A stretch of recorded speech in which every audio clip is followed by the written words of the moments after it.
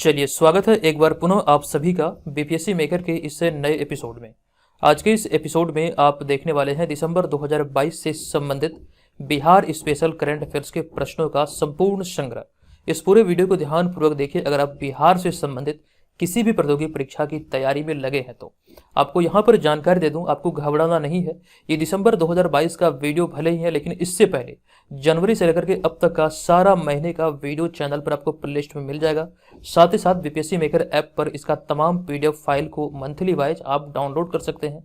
वहां पर यह भी ऑप्शन है कि आप डेली वाइज चाहें तो वहां से डाउनलोड किया जा सकता है। तो करंट अफेयर्स की संपूर्ण तैयारी यहां से आपकी होने वाली है। बीपीएससी मेकर 2020 से इस दिशा में कार्यरत है। निसंदेह यहां से अपनी तैयारी को आप एक नई दिशा दे सकते हैं। तो दिसंबर 2022 महीने की शुरुआत करते हैं। हमारा आज का पहला प्रश्न है कि हाल ही में बिहार का नया डीजीपी यानी कि डायरेक्टर जनरल ऑफ पुलिस किन्हें नियुक्त किया गया है। इंपॉर्टेंट प्रश्न है। इस प्रश्न का हमारा राइट आंसर होगा राजविंदर सिंह भट्टी, यानी कि ऑप्शन नंबर ए यहाँ पर इस प्रश्न का हमारा राइट आंसर होगा। इनसे संबंधित सारे तथ्यों को हम लोग यहाँ पर देखने वाले हैं और सभी को अपनी कॉपी में आप लोग जरूर नोट कीजिएगा। तो इसके तहत हमारा पहला पॉइंट होगा कि दिसंबर 2022 में बिहार का नया डीजीपी राजविंदर सिंह भट्टी यानी कि आरएस भट्टी को बनाया गया, फिर नियुक्त किया गया। शॉर्ट में ध्यान रखेंगे आरएस भट्टी या फिर राजविंदर सिंह भट्टी। हमारा अगला पॉइंट है उन्होंने मौजूदा डीजीपी 1988 बैच के आईपीएस अधिकारी संजीव कुमार सिंघल यानी कि एसके सिंघल का स्थान लिया है, जिनका कार्यकाल 19 दिसंबर 2022 को समाप्त हुआ है। ऐसे में यहाँ पर आपको ध्यान रखना, ये पॉइंट आपके लिए इंपॉर्टेंट है। उन्होंने किनका स्थान लिया है, इस तरह के भी चीजें एग्जाम में पूछी जाती है, तो इस तरह की चीजों पर आपको ध्यान रखना है। हमारा अगला पॉइंट है राजविंदर सिंह भट्टी के बारे में कि वर्ष 1990 बैच के आईपीएस अधिकारी हैं और बिहार के डीजीपी नियुक्त होने से पहले यानी कि मौजूदा समय तक वे सीमा सुरक्षा बल के अपर महानिदेशक पूर्वी कमांड के पद पर तैनात थे। ये यहाँ से आपको ध्यान रखना, नोट कर लेना है। हमारा अगला पॉइंट होगा वे इस पद पर अगले आदेश तक पदस्थापित किए गए हैं। ये यहाँ से आपको ध्यान रखना है, बहुत बहुत इंपॉर्टेंट है। राजविंदर सिंह भट्टी को आप यहाँ पर इस तस्वीर के भी माध्यम से देख सकते हैं। चलते हम यहाँ पर अगले प्रश्न पे। हमारा अगला होगा दूसरा प्रश्न। ये प्रश्न के निम्नलिखित में से बिहार के किस राजनीतिक दल ने हाल ही में 28 नवंबर 2022 को अपना 22वां स्थापना दिवस मनाया। हालांकि ये नवंबर वाला करंट अफेयर्स था, यहाँ पर दिसंबर में शामिल हो गया। फिलहाल हम लोग इसका आंसर देख लेते हैं। इस प्रश्न का जो हमारा राइट आंसर होगा ये हो जाएगा हमारा ऑप्शन नंबर डी यानी कि लोजपा अर्थात लोक जनशक्ति पार्टी। आपको एक ट्रिक मैं यहाँ पे देने वाला हूँ, एक टिप देने वाला हूँ कि लोजपा से संबंधित एक प्रश्न आपके एग्जाम में, खास करके बीपीएससी एग्जाम में, प्रारंभिक परीक्षा में अक्सर पूछे गए हैं। आप लोग प्रश्न पत्र को देखिएगा, वहां पर अधिकतर सेट में आपको मिल जाएगा लोजपा से संबंधित कोई ना कोई एक प्रश्न। ऐसे में यहाँ पर हम इस प्रश्न के राइट आंसर की बात करें तो ऑप्शन नंबर डी इसका राइट आंसर है। ऐसे में हम लोग बात करेंगे लोजपा अर्थात लोक जनशक्ति पार्टी के बारे में। तो लोक जनशक्ति पार्टी बिहार की एक प्रमुख राजनीतिक दल है जो कि 28 नवंबर सन 2000 में रामविलास पासवान ने इस पार्टी की नींव रखी थी, यानी कि इसकी जो स्थापना हुई थी ये 28 नवंबर वर्ष 2000 को हुई थी। और आपको ध्यान रखना है कि इस दिशा में इस वर्ष 28 नवंबर को इसका 22वां स्थापना दिवस मनाया गया है। ये यहाँ से आपको नोट कर लेना है। अब यहाँ पर हमारा अगला प्रश्न हो जाएगा, अगला पॉइंट हो जाएगा कि लोजपा के संस्थापक व पूर्व केंद्रीय मंत्री रामविलास पासवान को वर्ष 2021 में मरणोपरांत लोक मामले में उत्कृष्ट कार्य के लिए पद्म भूषण अवार्ड से सम्मानित किया गया था। किनको? रामविलास पासवान को। और आपको यहाँ पर अगला पॉइंट में मैं जानकारी दे दूं कि यह पुरस्कार 1954 से प्रदान किए जा रहे हैं, जो कि भारत का तीसरा सर्वोच्च नागरिक पुरस्कार है, यानी कि पद्म भूषण। हम बात करें यहाँ पर चारों पुरस्कारों के बारे में तो पहला है भारत रत्न, दूसरा है पद्म विभूषण, तीसरा है पद्म भूषण और चौथा है पद्मश्री। तो चारों को आपको यहाँ से ध्यान रखना है। आपको जानकारी मैं दे दूं, यहाँ पर वर्ष 2000 की बात आई है तो 15 नवंबर 2000 ईस्वी को झारखंड की स्थापना हुई थी, बिहार से अलग हो गए। उसके बाद 28 नवंबर को रामविलास पासवान ने लोक जनशक्ति पार्टी की नींव रखी थी। तो इस तरह से चीज़ों को चेन बना के ध्यान रखना है। आप चाहें तो स्क्रीनशॉट भी ले सकते हैं। हालांकि ये तमाम चीज़ें पीडीएफ माध्यम से आप प्राप्त कर सकते हैं एप्लीकेशन के थ्रू। चलते हम अगले प्रश्न पे। हमारा अगला तीसरा प्रश्न अति महत्वपूर्ण है। प्रश्न की हाल ही में लोकगीत गायिका मैथिली ठाकुर को बिहार खादी का ब्रांड एम्बेसडर बनाया गया है। बताएं कि वे बिहार के किस जिले की रहने वाली। अति महत्वपूर्ण प्रश्न है।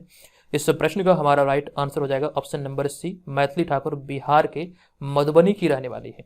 तो ऑप्शन नंबर सी यहाँ पर इस प्रश्न का राइट आंसर हो जाएगा। अब यहाँ पर आपको जानकारी दे दूं कि हाल ही में प्रसिद्ध लोक गायिका मैथिली ठाकुर को बिहार राज्य खादी ग्रामोद्योग बोर्ड ने बिहार खादी के लिए ब्रांड एम्बेसडर बनाया है। और इसके तहत वे बिहार खादी का दुनिया भर में प्रचार करेगी। हमारा अगला पॉइंट मैथिली ठाकुर से संबंधित है कि मैथिली ठाकुर का जन्म 25 जुलाई वर्ष 2000 को बेनीपट्टी मधुबनी बिहार में हुआ था। नोट कर लीजिएगा, इंपॉर्टेंट है। इनके जन्मस्थान से संबंधित या फिर ये तिथि भी एग्जाम में पूछे जा सकते हैं। अब यहाँ पर हमारा अगला पॉइंट है कि हाल ही में वर्ष 2019, 2020 और 2021 के लिए संगीत नाटक अकादमी ने 128 कलाकारों को संगीत नाटक अकादमी अमृत पुरस्कार देने की घोषणा की थी, जिसमें बिहार के 13 कलाकार शामिल हैं। और आपको ध्यान रखें, इन 13 कलाकारों में से 8 पुरुष और 5 महिलाएं शामिल थी। कहने का सीधा सीधा तात्पर्य यह है कि कुल मिलाकर भारत के 128 कलाकारों का चयन किया गया संगीत नाटक अकादमी अमृत पुरस्कार के लिए, जिसमें बिहार के मधुबनी जिले की मैथिली ठाकुर भी शामिल थे। हालांकि बिहार के 13 कलाकार इसमें शामिल थे, यही चीजें यहाँ पर लिखी गई है। और बात करें हम यहाँ पर मैथिली ठाकुर की, क्योंकि प्रश्न में हम लोग चर्चा कर रहे हैं मैथिली ठाकुर से संबंधित तथ्यों की, तो ऐसे में आपको ध्यान रखना मैथिली ठाकुर को बिस्मिल्लाह युवा पुरस्कार से सम्मानित किया गया है। ये यहाँ से आपको ध्यान रखना, इंपॉर्टेंट हो सकते हैं। और साथ ही साथ अभी हाल में मैथिली ठाकुर को स्टेट आइकन भी बनाया गया बिहार का। और इस साथ साथ बिहार खादी का ब्रांड एम्बेसडर अभी वर्तमान में कौन है, तो यह है मैथिली ठाकुर। इनसे पहले बिहार खादी के ब्रांड एम्बेसडर कौन थे, तो मनोज तिवारी थे। ये प्रश्न आपके बीपीएससी एग्जाम में पूछा हुआ प्रश्न है। मनोज तिवारी से पहले बिहार खादी के ब्रांड एम्बेसडर कौन थे, ये थे पंकज त्रिपाठी, जो कि गोपालगंज के रहने वाले। ये तमाम चीजें हमने आपको डेली करंट अफेयर्स वाले श्रृंखला के अंतर्गत दिया है। आप लोग अगर बीपीएससी एग्जाम या फिर बिहार से संबंधित किसी भी प्रतियोगी परीक्षा की तैयारी में लगे हैं तो डेली करंट अफेयर्स वाली क्लास को जरूर फॉलो कीजिएगा। ये चीजें आपके लिए आसान हो जाएंगी। करंट अफेयर्स को हमने आपके लिए बिल्कुल आसान कर दिया है ताकि आप बेहतर से बेहतर तरीके से तैयारी कर सकें। हालांकि आपको इस बात का भी ध्यान रखना, आपका जो एग्जाम प्रस्तावित है 68वीं वाला, ये 12 फरवरी 2023 को प्रस्तावित है। ऐसे में इस एग्जाम को लेकर के बीपीएससी मेकर एप्लीकेशन पर तो इस 62 दिनों के टेस्ट सीरीज प्लान को ज्वाइन करके अपनी तैयारी का आप सही तरीके से आकलन कर सकते हैं। आपको ध्यान रखना, इसमें 50 फुल लेंथ प्रैक्टिस सेट होगा और साथ ही साथ करंट अफेयर्स का 12 सेक्शनल टेस्ट होगा। आप अगर इसे ज्वाइन करेंगे तो ये सारे टेस्ट के माध्यम से घर बैठे आपकी तैयारी का सही तरीके से आकलन होगा। आप ये जान पाएंगे कि आगामी एग्जाम के दृष्टिकोण से आप कितने प्रिपेयर हैं। आप कभी भी ज्वाइन करेंगे ये तमाम जो सेट है 62 सेट, वो सभी आपको मिल जाएगा। और आपको ध्यान रखना कि इसी कोर्स में आपका ये तमाम मटेरियल एप्लीकेशन पे उपलब्ध है।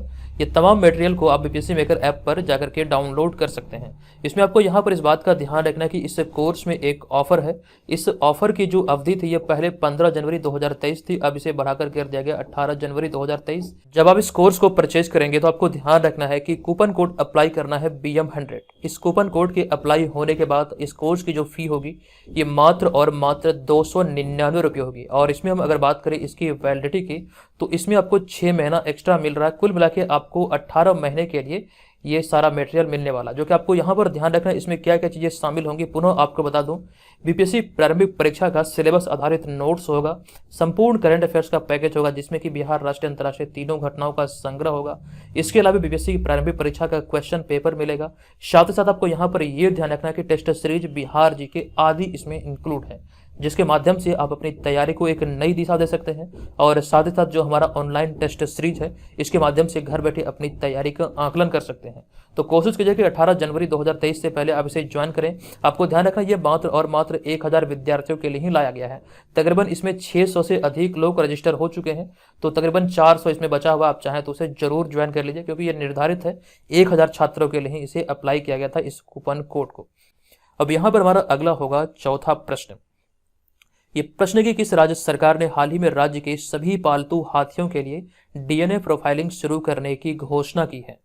तो देखिए, इस प्रश्न का हमारा राइट आंसर होगा, ऐसे में ये घोषणा अभी हाल ही में बिहार सरकार द्वारा किया गया। तो ऑप्शन नंबर ए यहाँ पर इस प्रश्न का राइट आंसर होगा। अब यहाँ पर आपको ध्यान रखना कि बिहार सरकार जंगली हाथियों के अवैध कारोबार पर लगाम लगाने के लिए जल्द ही राज्य के सभी पालतू हाथियों की DNA प्रोफाइलिंग शुरू करेगी। ये घोषणा अभी हाल ही में किया गया है बिहार सरकार के द्वारा, तो ऐसे में राइट आंसर होगा बिहार। अब यहाँ पर हम बात करें इस परियोजना के उद्देश्य की, तो इस परियोजना का उद्देश्य या फिर मकसद राज्य के सभी पालतू हाथियों का व्यापक डेटाबेस तैयार करना है। डेटाबेस में हर पालतू हाथी की तस्वीर के साथ साथ उनका आनुवंशिक यानी कि जेनेटिक डेटाबेस शामिल किया जाएगा।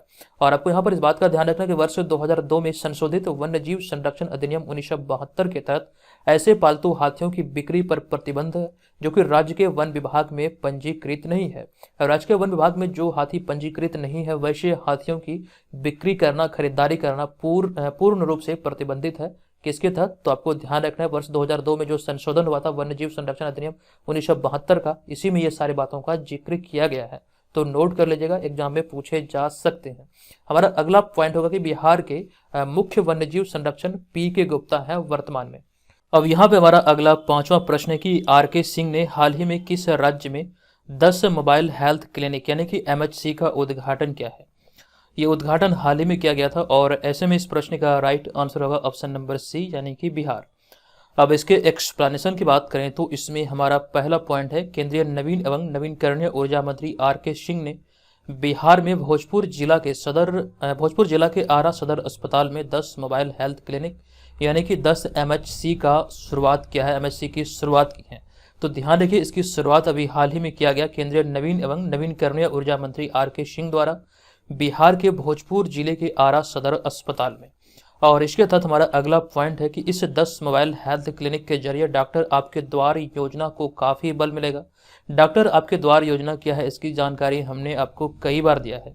तो इस योजना को कहीं ना कहीं एक नई दिशा मिलेगी।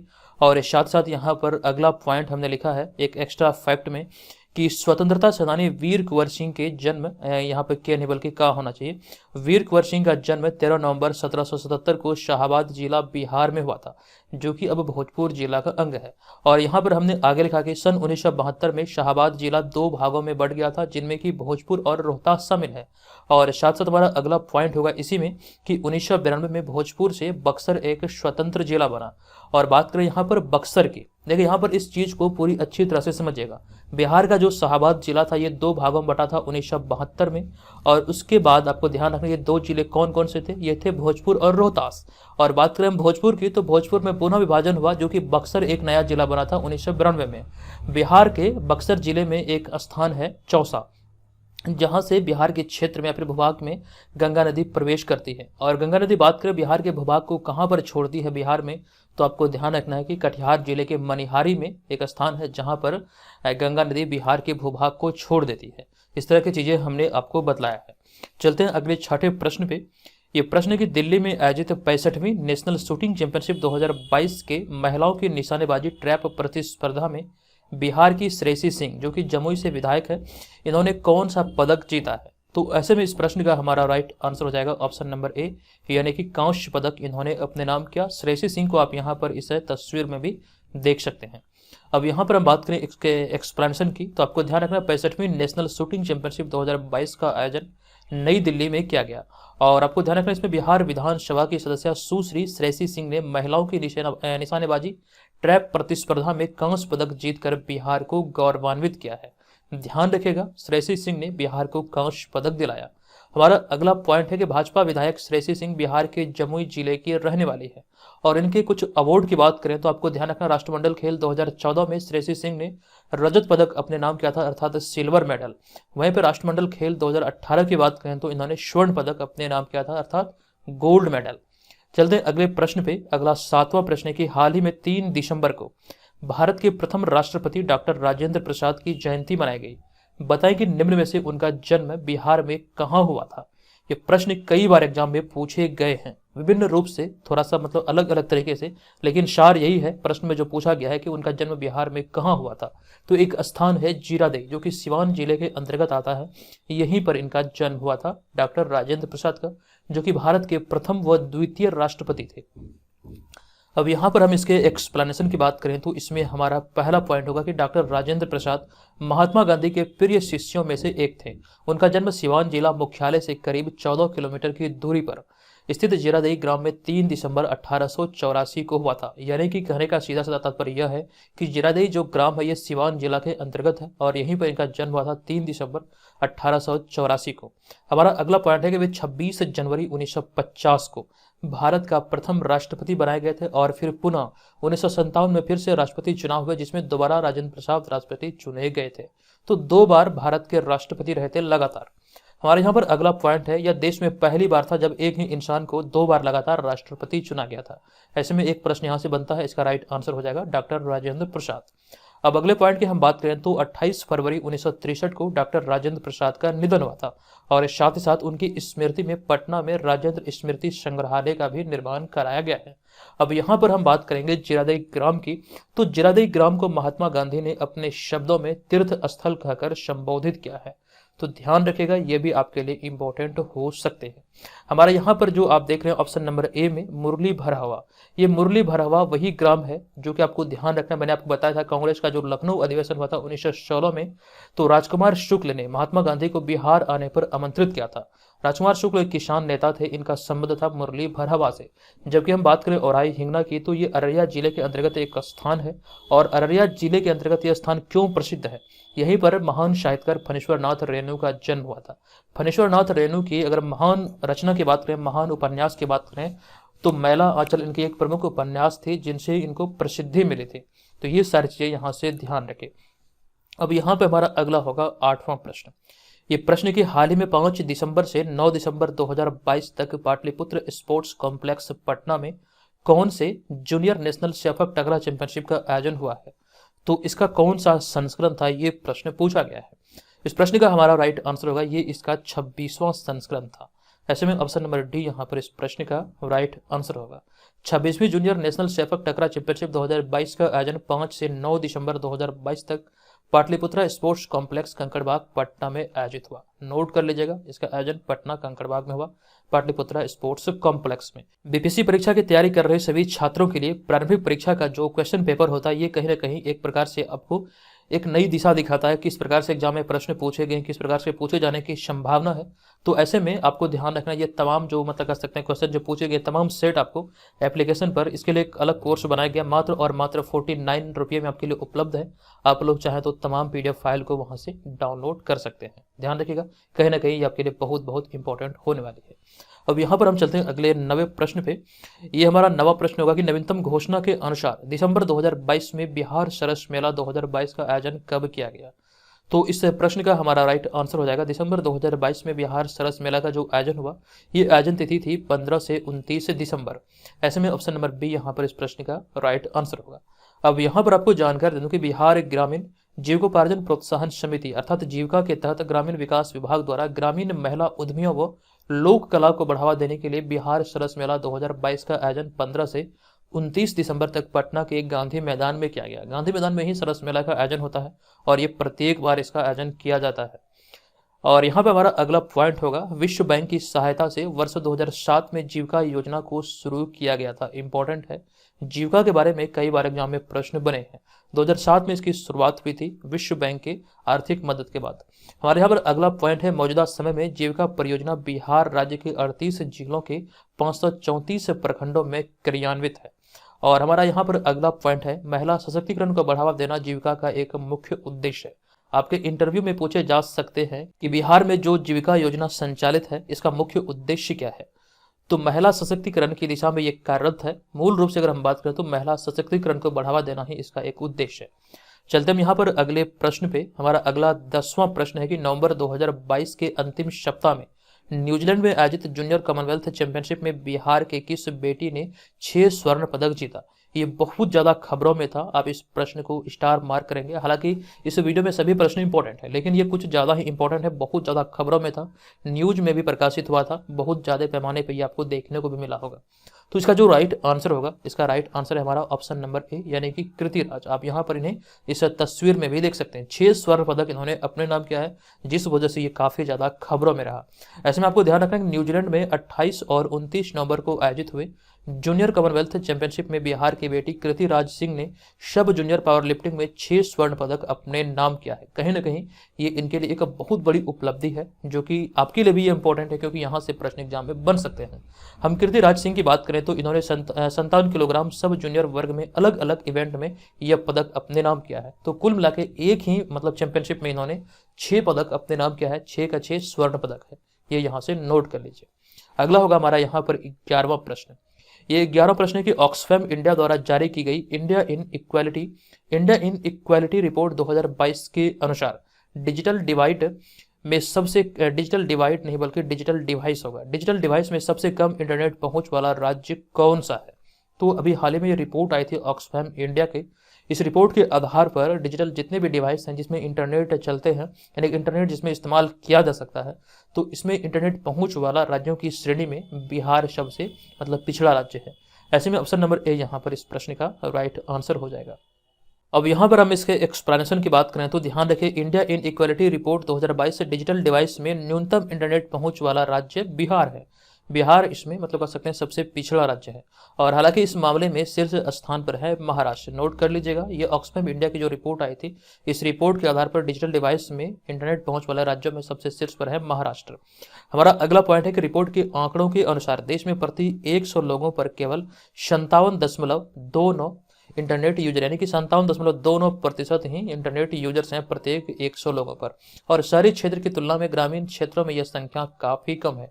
हालांकि इस रिपोर्ट में बहुत अधिक वृद्धि हुई है जब से जियो आया है।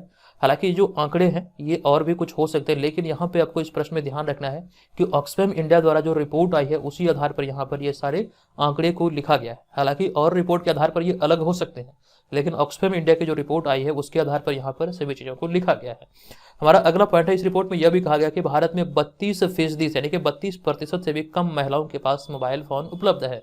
और आपको ध्यान रखना, रिलायंस ने गुजरात के 33 जिला मुख्यालयों में अपनी 5G सेवा जो कि जियो ट्रू 5G हाल ही में शुरू किया है, और इस तरह की सेवा शुरू करने वाला पहला राज्य बना है गुजरात। और यहाँ पर हमारा अगला पॉइंट होगा इसी से संबंधित कि इसके साथ ही गुजरात अपने सभी जिला मुख्यालयों में 5G पाने वाला पहला राज्य बन गया है। तो नोट कर लीजिएगा, एग्जाम में प्रश्न बनने की प्रबल संभावना है। अगला 12वां प्रश्न है कि हाल ही में नवादा बिहार के ईशान किशन ने वनडे क्रिकेट में बांग्लादेश के खिलाफ दोहरा शतक जड़ दिया। बताएं कि वे दोहरा शतक लगाने वाले कौन से भारतीय बल्लेबाज बने हैं। इंपॉर्टेंट प्रश्न है बिहार करंट अफेयर्स के दृष्टिकोण से। इस प्रश्न का हमारा राइट आंसर होगा ऑप्शन नंबर सी, ऐसा कारनामा करने वाले भारत के चौथे बल्लेबाज बने हैं। तो ऑप्शन नंबर सी यहाँ पर इस प्रश्न का राइट आंसर हो जाएगा। इसके एक्सप्लेनेशन की बात करें तो सचिन तेंदुलकर, रोहित शर्मा और वीरेंद्र सहवाग के बाद ईशान किशन भारत की ओर से दोहरा शतक लगाने वाले चौथे बल्लेबाज बन गए हैं। नोट कर लीजिएगा, ईशान किशन इस मामले में भारतीय बल्लेबाजों की सूची में ये कारनामा करने वाले चौथे बल्लेबाज हैं, सचिन तेंदुलकर, रोहित शर्मा और वीरेंद्र सहवाग के बाद। हमारा अगला पॉइंट है कि ईशान किशन वनडे में दोहरा शतक लगाने वाले दुनिया के 7वें बल्लेबाज बन गए हैं। ओवरऑल हम बात करें तो ये दुनिया के 7वें, जबकि भारतीयों की बात करें तो भारत के चौथे बल्लेबाज बने हैं। अब तक वनडे में दोहरा शतक Sachin Tendulkar, Rohit Sharma, Martin Guptill, Virender Sehwag, Chris Gayle, Fakhar Zaman ने लगाए हैं, और ऐसे में 7वें बल्लेबाज अभी हाल ही बने हैं ईशान किशन। हमारा अगला पॉइंट है कि वनडे में सबसे बड़ी पारी खेलने का रिकॉर्ड रोहित शर्मा के नाम है, जिन्होंने श्रीलंका के खिलाफ 264 रनों की पारी खेली थी। ये वनडे के इतिहास में अब तक की सबसे बड़ी पारी है जो कि रोहित शर्मा के नाम है। हमारा अगला पॉइंट है दोहरा शतक जो रिकॉर्ड अब तक है। आपको ध्यान रखना है क्रिस गेल ने 138 गेंदों में ये बनाया था, जबकि हम बात करें अभी हाल ही में ये तोड़ा है रिकॉर्ड को ईशान किशन ने 126 गेंदों के साथ दोहरा शतक जड़ के। ये यहाँ से ध्यान रखिएगा, दोहरा शतक का जो रिकॉर्ड था सबसे कम गेंद में हासिल करने का, ये क्रिस गेल के नाम था, लेकिन ईशान किशन ने इस रिकॉर्ड को तोड़ दिया। महज 126 गेंदों में ही इन्होंने दोहरा शतक जड़ा है। अब यहाँ पर हम बात करें इस चार्ट के बारे में, आप स्क्रीनशॉट भी ले सकते हैं। ये जो यहाँ पर आप 6 खिलाड़ियों का नाम देख रहे हैं, इनमें सचिन तेंदुलकर, वीरेंद्र सहवाग और रोहित शर्मा तीनों भारत के हैं। हालांकि आपको यहाँ पर यह भी ध्यान रखना कि रोहित शर्मा ने कुल मिला के 3 बार ये दोहरा शतक अपने नाम किया है।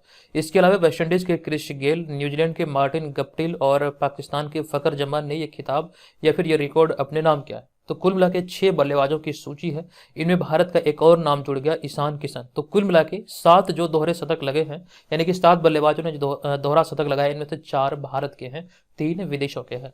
तो ये भी यहाँ से ध्यान रखेगा। और उनमें से एक इंपॉर्टेंट ये भी जानकर रखना है कि रोहित शर्मा ने यह कारनामा 3 बार किया है।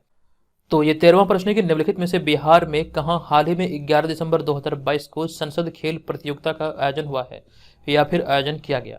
इस प्रश्न का हमारा राइट आंसर होगा, इसका आयोजन अभी हाल ही में बेतिया पश्चिमी चंपारण में किया गया। अब यहाँ पर हम इसके एक्सपेंशन की बात करें तो आपको ध्यान रखना कि स्पोर्ट्स अथॉरिटी ऑफ इंडिया से ग्रामीण प्रतिभा यानी कि रूरल टैलेंट को जोड़ने के लिए केंद्र सरकार ने एक अनोखी पहल की है, और इस पहल के तहत हर लोकसभा क्षेत्र में संसद खेल स्पर्धा का आयोजन किया जाएगा। और आपको ध्यान रखना है इसकी शुरुआत बिहार के पश्चिमी चंपारण लोकसभा क्षेत्र से हुई है, और पश्चिमी चंपारण के बेतिया से इसकी शुरुआत की गई है, जिसका उद्घाटन बिहार के पूर्व उद्योग मंत्री शाहनवाज हुसैन और भाजपा प्रदेश अध्यक्ष संजय जायसवाल द्वारा किया गया। पूर्व उद्योग मंत्री थे शाहनवाज हुसैन, जबकि अभी वर्तमान समय की बात करें, वर्तमान के बिहार के जो उद्योग मंत्री है समीर कुमार महासेठ है। इसी पॉइंट को यहाँ पर लिखा गया कि वर्तमान में बिहार के उद्योग मंत्री समीर कुमार महासेठ हैं। और हालांकि इसके बारे में एक जानकारी हमने आपको दिया था, जो नया मंत्रिमंडल बिहार में गठित हुआ है 16 अगस्त 2022 को, ऐसे में इसको लेकर के हमने एक वीडियो के माध्यम से सारी जानकारी आपको दिया था। जो नया मंत्रिमंडल है, आप चाहें तो इसके बारे में संपूर्ण जानकारी विथ PDF आप बीपीएससी मेकर यूट्यूब चैनल पर विजिट कीजिए। वहां पर जो प्लेलिस्ट वाला सेक्शन है, वहां पर जाकर के टॉपिक स्टडी करने का ये तमाम वीडियो को देख सकते हैं। अब यहाँ पर हम आ चुके हैं अगले 14 नंबर प्रश्न पे। ये प्रश्न है कि हाल ही में किस कैडर के सभी IAS अधिकारियों को 31 अगस्त 2023 तक अपनी संपत्ति का ब्यौरा ऑनलाइन देने का आदेश दिया गया है। इस प्रश्न का हमारा राइट आंसर हो जाएगा ऑप्शन नंबर C, यानी कि बिहार कैडर के अधिकारियों को ये आदेश दिया गया है। आपको ध्यान रखना कि हाल ही में बिहार कैडर के सभी अधिकारियों को 31 जनवरी 2023 तक स्पेरो सॉफ्टवेयर के जरिए अपनी संपत्ति का ऑनलाइन ब्यौरा प्रस्तुत करने का आदेश दिया गया है। तमाम अधिकारियों को अपनी चल और अचल संपत्ति का लेखा जोखा 31 दिसंबर 2022 तक समाप्त हो रहे वर्ष के आधार पर देना होगा। ये मतलब एक दिशा निर्देश दिया गया है बिहार कैडर के सभी IAS अधिकारियों को कि 31 जनवरी 2023 तक अपने मतलब पूरी संपत्ति का, जो कि अचल या फिर चल दोनों प्रकार की संपत्ति का ब्यौरा देना है, अनिवार्य किया गया है। अब यहाँ पर अगला हमारा 15 नंबर प्रश्न है। ये प्रश्न है कि 17वें junior national soft tennis championship 2022 के फाइनल मैच में बिहार ने किसे हराकर स्वर्ण पदक अपने नाम किया है। इंपॉर्टेंट प्रश्न है और इस प्रश्न का हमारा राइट आंसर होगा बिहार ने चंडीगढ़ को हराकर इस खिताब को अपने नाम किया है। और इसी चीज को यहाँ पर लिखा गया कि 17वें junior national soft tennis championship 2022 का आयोजन उत्तर प्रदेश की राजधानी लखनऊ में किया गया। और इस प्रतियोगिता के फाइनल मुकाबले में बिहार की टीम ने चंडीगढ़ को हराकर स्वर्ण पदक जीतकर चैंपियनशिप अपने नाम कर लिया। ध्यान रखिएगा, बिहार ने चंडीगढ़ को हराकर इस खिताब को अपने नाम किया है। साथ ही साथ यहाँ पे हमारा अगला पॉइंट है, एक्स्ट्रा फैक्ट में हमने शामिल किया है कि वर्ष 2021-22 के लिए भारत की फॉरवर्ड हॉकी खिलाड़ी लखनऊ की 19 वर्षीय मुमताज खान अंतर्राष्ट्रीय हॉकी संघ की उभरती महिला वार्षिक स्टार खिलाड़ी यानी कि rising star of the year बनी है। ध्यान रखिएगा, वर्ष 2021-22 के लिए इनका चयन हुआ है और ये लखनऊ की रहने वाली है, उत्तर प्रदेश लखनऊ की रहने वाली है मुमताज खान। हमारे यहाँ पर अगला पॉइंट होगा कि लखपति दीदी मेले का शुभारंभ हाल ही में उत्तराखंड में किया गया। ऑप्शन नंबर डी में हमने उत्तराखंड लिखा है। इसी आधार पर यहाँ पर एक्स्ट्रा फैक्ट में हमने लिखा है कि लखपति दीदी मेले का जो शुभारंभ हुआ या फिर ये जो संबंधित है, ये उत्तराखंड से ही संबंधित है। अगला 16 नंबर प्रश्न है कि दिसंबर 2022 की घोषणा के अनुसार किस राज्य के सभी जिले में अवस्थित हेल्थ एंड वेलनेस सेंटर पर प्रत्येक माह के 14 तारीख को स्वास्थ्य मेला का आयोजन किया जाएगा। ये घोषणा बिहार सरकार की है, तो ऐसे में ऑप्शन नंबर ए यहाँ पर इस प्रश्न का राइट आंसर हो जाएगा। इसके बारे में यहाँ पर हम बात करें तो बिहार के सभी जिला में अवस्थित यानी कि 38 जो जिला है वर्तमान में बिहार में, तो 38 जिलों में अवस्थित हेल्थ एंड वेलनेस सेंटर पर प्रत्येक माह के 14 तारीख को स्वास्थ्य मेला का आयोजन किया जाएगा। ये घोषणा अभी हाल ही में किया गया और इस स्वास्थ्य मेले में अगले 2 माह तक हाइपरटेंशन, डायबिटीज की स्क्रीनिंग आदि किया जाएगा। साथ साथ टेलीमेडिसिन सेवा का भी विस्तार किया जाएगा। हमारा अगला पॉइंट है टेलीमेडिसिन सेवा के बारे में। हालांकि इसकी जानकारी हमने कई बार आपको दिया है। यह एक ऐसी सुविधा केंद्र होती है जहां पर स्वास्थ्य विशेषज्ञ मौजूद रहते हैं और वह दूरस्थ स्थल में मौजूद रोगियों से बातचीत करते हैं तथा उनकी रिपोर्ट देखते हैं और उन्हें उचित सलाह व दवा की जानकारी देते हैं। इसी सेवा को टेलीमेडिसिन सेवा कहा जाता है। ये कोरोना संक्रमण के काल में मतलब बहुत अच्छे तरीके से इसका इस्तेमाल भी किया गया था।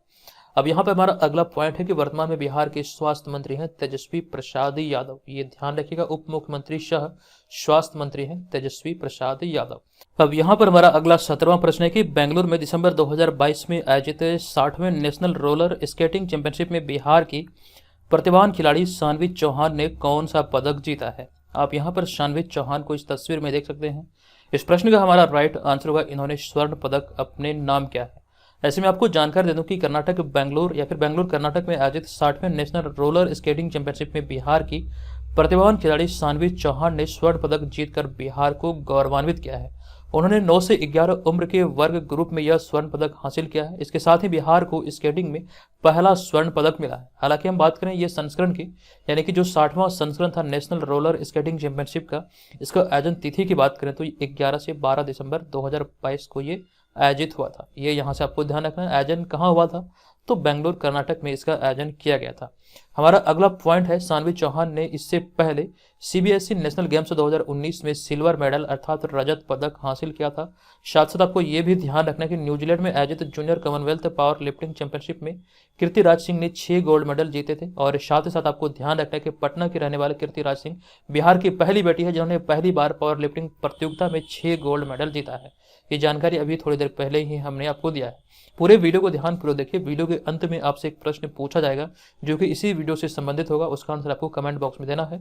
यह प्रश्न आपकी तैयारी का आकलन करेगा कि इस पूरे वीडियो को जो आपने देखा है ये आप क्या सीखे हैं। उसी आधार पर एक रेंडमली प्रश्न पूछा जाएगा जिसका आंसर आपको कमेंट बॉक्स में लिखना है। आप चाहें तो विस्तार से भी लिख सकते हैं। अब यहाँ पे हमारा अगला 18वां प्रश्न की हाल ही में दिसंबर 2022 में 29वीं बिहार राज्य बॉल बैडमिंटन प्रतियोगिता का आयोजन निम्न में से कहाँ किया गया? तो राइट आंसर होगा इसका आयोजन वैशाली में किया गया।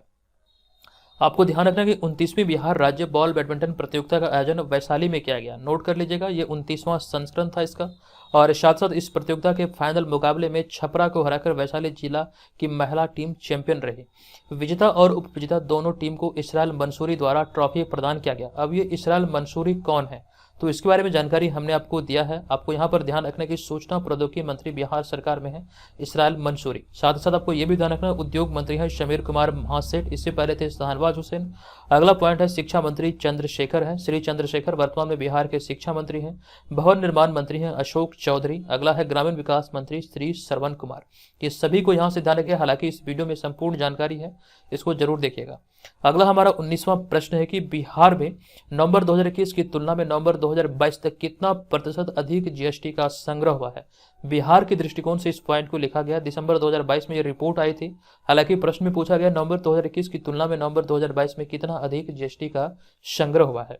तो राइट आंसर हो जाएगा ऑप्शन नंबर ए, यानी कि 28% अधिक जीएसटी का संग्रह हुआ है, जो कि पिछले साल की तुलना में इस बार 28% अधिक है। और आपको ध्यान रखना जो कि देश में सबसे अधिक, ये मतलब कह सकते हैं एक प्रकार से बिहार में सबसे अधिक संग्रह हुआ है।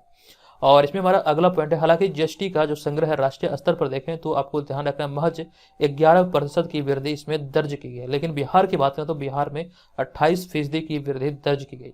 नवंबर 2021 में बिहार में 1030 करोड़ जीएसटी संग्रह हुआ था, जो कि नवंबर 2022 में बढ़कर यह हो गया 1317 करोड़ रुपये। हमारा अगला पॉइंट है कि इस अवधि में उत्तर प्रदेश में 9% की वृद्धि हुई, महाराष्ट्र में 16% की, कर्नाटक में 13%, तमिलनाडु में 10%, जबकि बिहार में जो वृद्धि हुई जो सबसे अधिक था ये 28% की वृद्धि दर्ज हुई बिहार में। नेक्स्ट हमारा 20वां प्रश्न है कि कलोथरा श्रीलंका में आयोजित 16वें Asian school under 11 chess championship में बिहार ने या फिर निम्न में से बिहार के किस खिलाड़ी ने स्वर्ण पदक जीता है? तो देखिए इस प्रश्न का जो हमारा राइट आंसर होगा ये होगा option number B, Mohammad Rayan. इसकी जानकारी हमने आपको डेली करंट अफेयर्स वाले सीरीज में दिया था। आपको ध्यान रखना कलूथरा श्रीलंका में आयोजित 16वें Asian school under 11 chess championship में पटना बिहार के होनहार खिलाड़ी मोहम्मद रेयान स्वर्ण पदक जीतकर बिहार को गौरवान्वित किया है। और यहाँ पर एक्स्ट्रा फैक्ट हमारा यह है कि हाल ही में मुंबई महाराष्ट्र के आदित्य मित्तल स्पेन में चल रहे एक टूर्नामेंट के दौरान भारत के 77वें ग्रैंड मास्टर बने हैं। आपको ध्यान रखना इसके बारे में हमने कुछ जानकारी यहाँ पर विस्तार से लिखा है, इसको जरूर नोट कर लीजिएगा और चाहे तो आप इसका स्क्रीनशॉट जरूर ले लीजिएगा। 70वें से लेकर के 76वें तक की यहाँ पर सूची है, साथ साथ यहाँ पर 77वें के बारे में हमने जानकारी दिया है। ये बहुत इंपॉर्टेंट हो सकते हैं आपके लिए। हालांकि भारत के पहले ग्रैंड मास्टर की बात करें तो भारत के पहले ग्रैंड मास्टर कौन थे? तो विश्वनाथन आनंद भारत के पहले ग्रैंड मास्टर थे। हमारा अगला होगा 21वां प्रश्न। ये प्रश्न के हाल ही में बिहार के किस जिले की Lakshmi Jha Everest base camp तक पहुंचने वाली बिहार की पहली महिला बनी है? तो एवरेस्ट बेस कैंप तक पहुंचने वाली बिहार की पहली महिला बनी है लक्ष्मी झा, जो कि बिहार के सहरसा की रहने वाली है। आपको ध्यान रखना बिहार के सहरसा जिले के बनगांव की रहने वाली लक्ष्मी झा ने एक नया कीर्तिमान स्थापित कर बिहार का नाम रोशन किया है। दरअसल उन्होंने महज या फिर मात्र 9 दिनों के अंदर नेपाल स्थित माउंट एवरेस्ट बेस कैंप और नेपाल के काला पत्थर पर तिरंगा फहराया है। इसी प्रकार नहीं बल्कि इस प्रकार Lakshmi Jha Everest base camp तक पहुंचने वाली बिहार की पहली बेटी बनी है। ये यहाँ से ध्यान रखिएगा। हमारा अगला पॉइंट है कि एवरेस्ट पर चढ़ने की तैयारी के लिए उन्होंने उत्तराखंड के पर्वतारोही नेहरू इंस्टीट्यूट में नामांकन करवाया था और हालांकि मौजूदा समय में वे पटना सचिवालय में 2019 से सहायक कर्मचारी के पद पर कार्यरत है।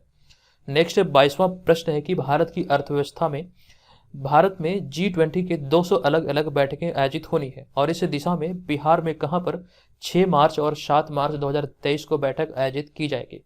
इस प्रश्न का हमारा राइट आंसर हो जाएगा यहाँ पर ऑप्शन नंबर ए, यानी कि ये कहाँ पर होगा, तो ये गया और साथ ही साथ राजगीर, 6 मार्च को गया और 7 मार्च को राजगीर में इसका आयोजन होना है। फाइनल आंसर बनेगा बीपीएससी के दृष्टिकोण से ऑप्शन नंबर ए।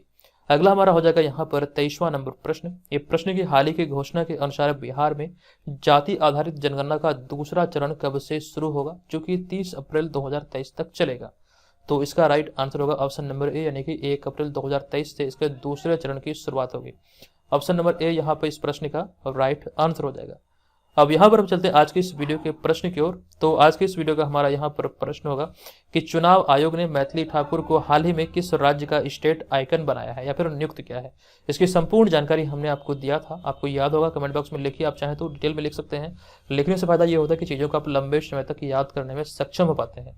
और आपको जानकारी दे दूँ कि एक वीडियो जल्द ही चैनल पर अपलोड होगा, जो कि तकरीबन 5 घंटे का वीडियो होगा, जिसमें हम पूरे के पूरे साल को कवर करेंगे, जनवरी से लेकर के दिसंबर तक के सारे प्रश्न यहाँ पर आपको, जो कि बिहार से संबंधित होंगे, बिहार के सारे प्रतियोगी परीक्षाओं के लिए। अगर आप लोग चाहते हैं कि जल्द से जल्द ये अपलोड किया जाए चैनल पर, तो आप लोग कमेंट कीजिएगा, मैं कोशिश करूंगा कि जल्द से जल्द ये चैनल पर अपलोड हो। साथ साथ जो जानकारी हमने आपको दिया था कोर्स के बारे में, जो ऑफर आई है, आपको ध्यान रखना, कोर्स जब आप परचेज करेंगे बीपीएससी मेकर ऐप पर, तो BM100 कूपन कोड आप इस्तेमाल करेंगे। अगर कूपन कोड डालने का जगह आपके एप्लीकेशन पे शो नहीं हो रहा है, तो एप्लीकेशन को आप लोग प्ले स्टोर से एक बार अपडेट कर लीजिएगा, ठीक है। तो उसके बाद ये आप अप्लाई करके यहाँ पर 500 रुपये का छूट प्राप्त कर सकते हैं। महज 299 रुपये में ये तमाम मटेरियल जो जानकारी हमने आपको दिया था, सभी चीज़ें इसमें इंक्लूड है। टेस्ट सीरीज इंक्लूड है, बिहार जीके इंक्लूड है, और उसके अलावा नोट्स बहुत सारे हैं वो मिलेंगे आपको। इसके अलावा करंट अफेयर्स का पूरा पैकेज इसमें मिल जाएगा। तो दोस्तों आज के इस वीडियो में इतना ही, मिलेंगे नेक्स्ट वीडियो में, तो धन्यवाद, जय हिंद।